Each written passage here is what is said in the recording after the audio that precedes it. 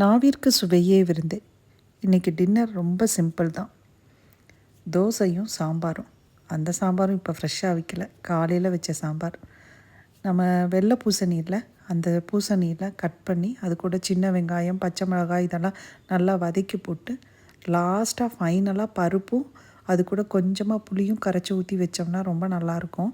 இந்த சாம்பாரே ரொம்ப எக்ஸஸாக இருந்ததுனால நைட்டு எந்த சட்னியும் செய்யாமல் நீட்டாக வெறும் தோசையோடு முடித்தாச்சு.